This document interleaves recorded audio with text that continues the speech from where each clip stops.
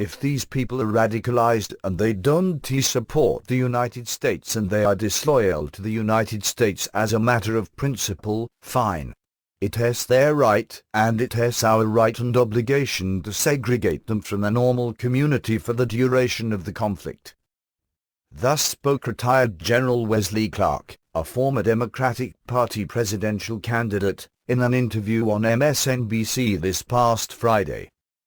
Back in 2004, Clark, the former Supreme Allied Commander of NATO, was harshly critical of what he considered the Bush administration's excessive response to the 9/11 attacks on the World Trade Center towers and the Pentagon. But since then, he has drastically altered his position, now strongly supporting the use of domestic internment camps, specifically citing those where Americans of Japanese ancestry were sent during World War II. There were also camps for Germans and Italians, but in much smaller numbers. While many would have agreed with Clark's earlier assessment that Bush went too far in his reaction to the 9/11 attacks, citing actions such as the Patriot Act's reduction of civil liberties, Bush never suggested anything nearly as sweeping as that now proposed by Clark. One can certainly understand arresting, trying, and incarcerating any person conspiring to commit acts of violence inside the United States. However, Clark's proposal is chilling to constitutionalists. He is advocating going after those who are not only not involved in a conspiracy to commit terrorist acts, but who have not even yet been radicalized. We have got to identify the people who are most likely to be radicalized, he asserted. We've got to cut this off at the beginning. I do think on a national policy level we need to look at what self-radicalization means because we are at war with this group of terrorists, Clark added. Americans are understandably concerned about Islamic terrorism. Those who either commit or conspire to commit acts of violence should be arrested and prosecuted to the fullest extent of the law. But the idea of sending to internment camps those who might become radicalized and might conspire to commit violence is absolutely chilling. Once such a precedent has been set, who might the next target of the federal government be? The Obama administration considers members of patriotic organizations such as the John Birch Society, Eagle Forum, and the Tea Party to be extremists. Some even regard pro-lifers or evangelical Christians as radicals.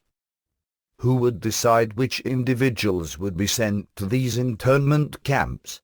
During World War II, Clark's model, it was one man, President Franklin D. Roosevelt.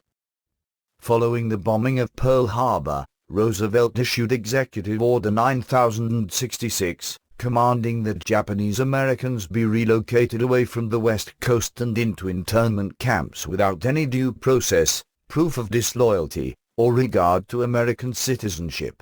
This draconian policy led to the eventual incarceration of over 100,000 people, 62% of whom were U.S. citizens. After Japan's Meiji Restoration in 1868, in which Emperor Meiji wrested power back from the warlords and began the modernization and industrialization of his country, many Japanese had taken advantage of the opportunity to emigrate to the United States. In 1936, as relations between the United States and Japan were souring, Roosevelt directed the Office of Naval Intelligence to create a list of those who would be the first to be placed in concentration camps in the event of trouble between Japan and the United States. However, as the two nations moved closer to war, Charles Munson of Naval Intelligence delivered a report on November 7, 1941, that certified a remarkable, even extraordinary degree of loyalty among this generally suspect ethnic group. FBI Director J. Edgar Hoover supported Munson's findings, contending to Roosevelt that the Japanese posed no espionage threat. Despite this, FDR issued his order and appointed Lieutenant General John DeWitt, head of Western Command, the administrator of the internment program. DeWitt explained, when reporters queried him about loyal Americans who just happened to have Japanese ancestry. DeWitt told Congress, "I don't want any of them here. They are a dangerous element. It makes no difference whether he is an American citizen, he is still a Japanese. But we must worry about the Japanese all the time until he is wiped off the map. The Attorney General of California, Earl Warren, later the Chief Justice of the Supreme Court, argued for the federal government to remove all Japanese from the West Coast. On February 2, 1942, the Los Angeles Times even editorialized of those Americans of Japanese ancestry, "A viper is nonetheless a viper, wherever the egg is hatched." Some of the interned Japanese chose to join the U.S. Armed Forces, ironically to fight for liberty, and were sent to the European theater. The bulk of them fought in the 442nd Regimental Combat Team, which emerged from the war as the most highly decorated U.S. military unit of its size, earning the nickname the Purple Heart Division. Historian John Tolan tells the story of an American prisoner of war who witnessed a battle between Germans and the 442nd. When a German soldier expressed to him surprise that they were having to fight Japanese, the American soldier advised the German that he'd been taken in by Hitler's propaganda. "The Japanese," he informed the German, "are really on our side." While the 442nd fought for America, most Americans of Japanese blood languished in the camps, which were cramped, with little room for privacy. One camp in Wyoming even had unpartitioned toilets. As the war progressed, conditions did improve in the camps, and life went on, with schools, such as they were, activities, including baseball games, and the like. Eventually it became obvious that the incarceration had no good purpose. However, FDR opted to delay the release of the interned prisoners until January of 1945, so as not to endanger his re-election chances in 1944. In this decision he ignored the advice of both FBI Director Hoover and War Relocation Authority, RA, Director Longmire that the internment should end in 1944. The WWII internment camps are just what General Clark has in mind as a model for today. And he is not alone. Prominent neoconservative Daniel Pipes has called internment a good idea which offers lessons for today. And Michelle Morkin, in her book In Defense of Internment, The Case for Racial Profiling in World War II and the War on Terror, was blunt, declaring, "Civil liberties are not sacrosanct."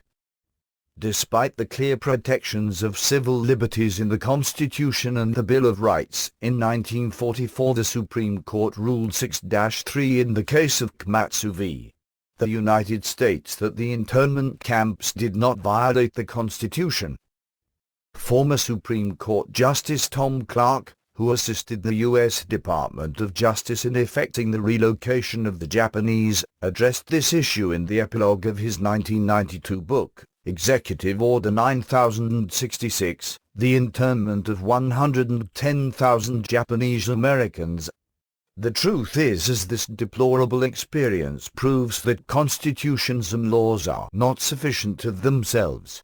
Despite the unequivocal language of the Constitution of the United States that the writ of habeas corpus shall not be suspended, and despite the Fifth Amendment's command that no person shall be deprived of life, liberty or property without due process of law, both of the constitutional safeguards were denied by military action under Executive Order 9066. The actual lesson for us today is not that we need to re-implement internment camps, but rather that all American citizens must develop a renewed respect for the protection of their civil liberties enshrined in the Constitution and Bill of Rights.